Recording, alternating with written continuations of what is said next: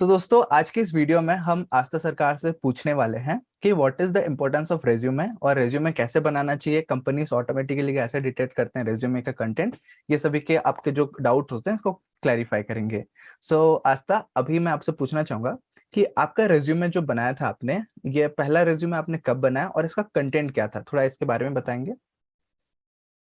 Okay so मेरा पहला resume मैंने बनाया था I guess end of second year में, जब I started doing my projects and everything and I had this thing in my head that कि हाँ उसको कहीं पे अच्छे से I should be putting up कि एक पोर्टफोलियो काइंड ऑफ एक प्रिपेयर हो जाए कि जो मैं मतलब मैं दिखा सकूं at the time of job search या फिर internship search.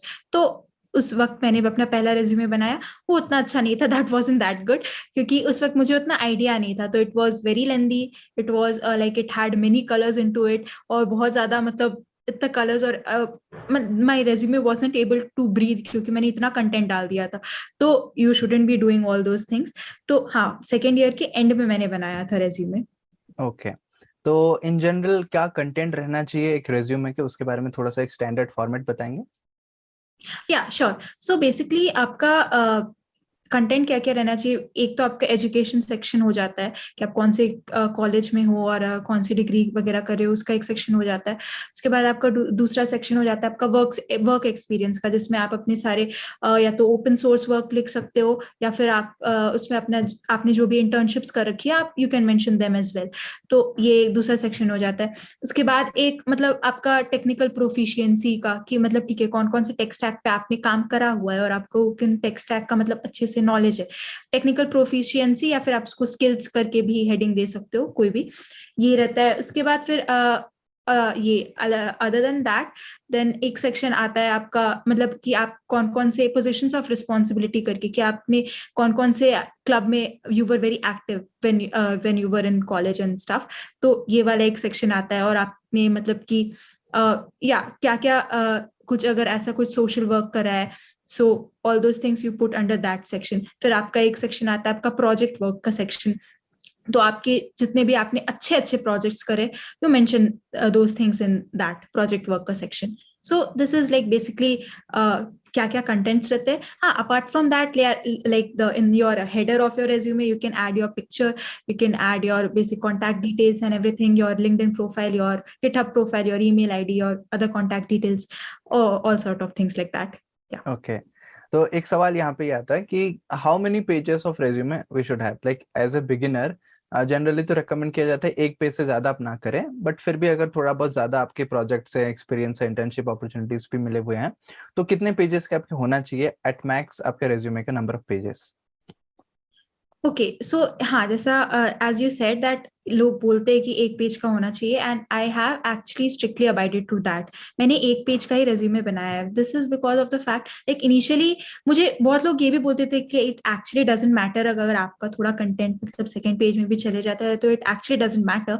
But I faced this thing कि I was actually applying somewhere, ठीक है, एक organization के लिए, and I was asking for referrals and stuff. तो एक employee जो मतलब he told that okay he will be referring me and stuff, but then he said this thing about my resume that it should be strictly one page, ठीक है, क्योंकि and उसने reason भी बोला कि अगर आप एक फ्रेशर हो and if you are like exceeding that one page का लिमिट, तो इसका मतलब ये सीधा सीधा नहीं होता है that you know very much कि एक पेज में फिट इन नहीं हो रहा है। इसका सीधा सीधा मतलब they actually what they think is that you don't know how to put in the content in the resume. आपको सॉर्ट ही करने नहीं आता है, ये उनके दिमाग में चलने लगता है। क्योंकि ओके। क्योंकि I have seen so many people, so many students who have done so much like open source GSoC वगैरह क्रैक करके रखा है, इतना कुछ करके रखा है, but still they have like restricted their resume to one page. तो how are they able to do it? But हम लोग जहाँ पे मतलब हमारे उतने क्वालिफिकेशन मतलब उतने ज्यादा हम लोगों ने नहीं करा है कुछ, बट स्टिल हमारा एक पेज से ओवरफ्लो कर जा रहा है, ऐसे कैसे हो रहा है? ओके। तो ये आपको सॉर्ट करने नहीं आता, ऐसे लोग सोच लेंगे। तो तो आप अपने रिज्यूमे में कम चीजें डालो, आप क्रिस्प चीजें डालो, टू द पॉइंट चीजें डालो, और ट्राई करो कि वन पेज का ही हो। ओके, ये काफी सही आंसर लगा कि ऑर्गेनाइज करना हमें नहीं आ रहा, इसीलिए वो ओवरफ्लो हो जाता है, एक पेज से ज्यादा हो जाता है। और तो नेसेसरी वही एसेंशियल डिटेल्स को ही हमें इंक्लूड करना चाहिए। ऐसा नहीं कि आपने एक दो घंटे का कुछ वेबिनार अटेंड किए और उसका कुछ सर्टिफिकेशन जनरेट हो गया, उसको भी आप डाल दोगे रेज्यूमे में। That is not going to happen and it is not going to help you. इसके अलावा आपने कलर्स के बारे में कुछ बताया था कि कितने कलर्स यूज करने चाहिए। आपका पहला जो रेज्यूमे था बहुत सारे कलरफुल हो गया था, जो कि आपको पसंद नहीं आया। सो उसके बारे में थोड़ा सा बताएं कि how many colours we should have, and about the profile picture, वो कैसा होना चाहिए। काफी लोग मैंने देखा है बहुत ऑकवर्ड लगता है ऐसी चीजों में कमेंट करने का, बट वो स्क्रीनशॉट लेके कहीं से, मतलब फोटो नहीं मिल रहा होगा, कुछ भी फोटो का स्क्रीनशॉट लेके बैकग्राउंड रिमूव करके डाल देते हैं। और काफी लोग ऐसे कैजुअल में फोटोज को डालते हैं। तो फोटोज का थोड़ा सा आप बताइए कि जो प्रोफाइल में होना चाहिए, फोटोज क्या होना चाहिए, और colour, about the colour. Okay, so first answering for the colors वाला part, या तो color basically you should restrict your resume कि उसमें सिर्फ दो colors यूज हो रहे हो, दो से आप ज्यादा मत यूज करो, ठीक है। एक being black में आप अपना सारा कंटेंट लिखो, और जो हेडर आप लिखते हो, जैसे प्रोजेक्ट वर्क का हेडर है, फिर आपका वर्क एक्सपीरियंस का हेडर है, तो उसको आप जो भी आपको मन है आप कलर, एक कोई कलर में कर सकते हो। I usually prefer navy blue for that, तो मेरा resume okay. Navy blue and में, और वो अच्छा भी लगता है क्योंकि ये सब थोड़े स्टैंडर्ड कलर्स में आते हैं, ठीक है। आप डार्क ग्रीन भी ले सकते हो या फिर आप एकदम मरून शेड में भी जा सकते हो, बट दो से ज्यादा आप कलर मत ही रखो, वो ज्यादा ही फिर थोड़ा दिवाली लाइट फील्स दे देता है। ओके।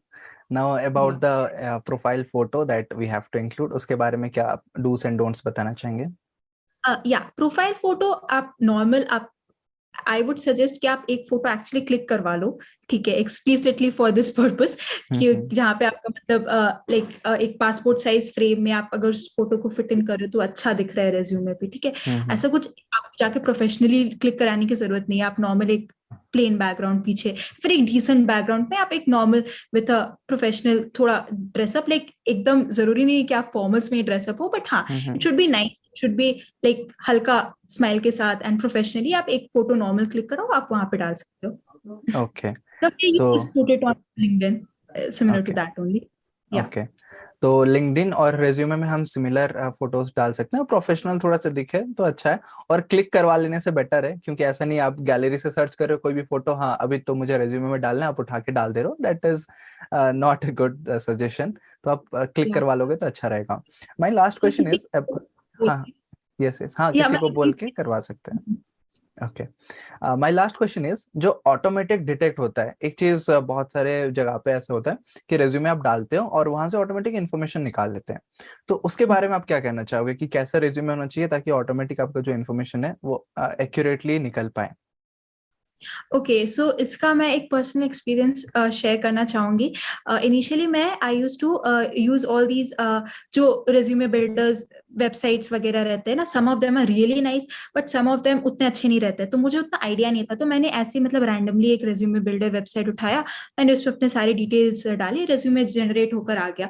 बट देन जब मैं उसका मतलब फिर I was actually transitioning my resume उस रेज्यूमे बिल्डर वेबसाइट से, मतलब मुझे कोई और फॉर्मेट पसंद आ रहा था, तो I was just in the process of transitioning, मैं कॉपी करके पेस्ट कर रही थी अपने सारे इन्फॉर्मेशन, तो I was copying here and then I was pasting in that my other resume, और मैं जो कॉपी कर रही हूँ पेस्ट कर रही हूँ वो कंप्लीटली अलग कंटेंट पेस्ट हो जा रहा था, मतलब अच्छा। That I used resume builder that was not readable format में नहीं था वो, तो थोड़ा ओके। रिस्क रहता है, ठीक है। तो मतलब सब में नहीं रहता है, I am not saying that सारे हम्म। रेज्यूमे बिल्डर, कुछ कुछ बहुत अच्छे अच्छे हैं जो कि बहुत अच्छा रीडेबल फॉर्मेट में आता है, लेकिन कुछ कुछ अगर आपको उतना नॉलेज नहीं है कि कौन सा रेज्यूमे बिल्डर आप वेबसाइट यूज करो, तो आई वुड सजेस्ट आप नॉर्मल पेजेस जो मैक का सॉफ्टवेयर आता है, या फिर आप नॉर्मल वर्ड विंडोज का वर्ड सॉफ्टवेयर में। आता है, आप उसको बहुत अच्छे से बना लो, ठीक है। वो that would be more than enough, क्योंकि वो बिल्कुल रीडेबल फॉर्मेट में रहेगा।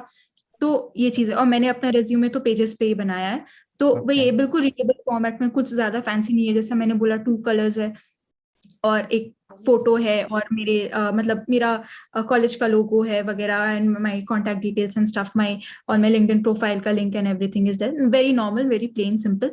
आई used to like take help of resume builders initially, but अभी मैं तो प्लेन ये पे स्विच हो गई हूँ। ओके। तो गाइस, या जिन लोगों को पेजेस के बारे में नहीं पता है, this is a Mac software. जैसे आपका विंडोज में होता है वर्ड, एक्सेल, पावर पॉइंट, वैसे ही मैक एनवायरनमेंट में आपको नंबर्स की नोट एंड पेजेस देखने को मिलेगा। और अगर आपके पास मैक एनवायरनमेंट नहीं भी है तो आप वर्ड में बहुत अच्छे से बना सकते हो, टेम्पलेट्स मिलता है, आप उसको डाउनलोड करके बाकी अपना डिटेल्स भर सकते हो। सो बहुत अच्छा लगा जान के कि रेज्यूमे का इंपॉर्टेंस क्या होता है, कितने पेजेस का होना चाहिए, कलर स्कीम, एंड उसके अलावा फोटोज, डूस एंड डोंट्स। और भी कुछ सवाल होते हैं तो I will suggest the viewers कि आप कमेंट सेक्शन में बताओ और उसके रिलेटेड आंसर करेंगे। And thank you so much, Asta, for answering the questions. Thank you so much, Akash. Thank you so much for having me.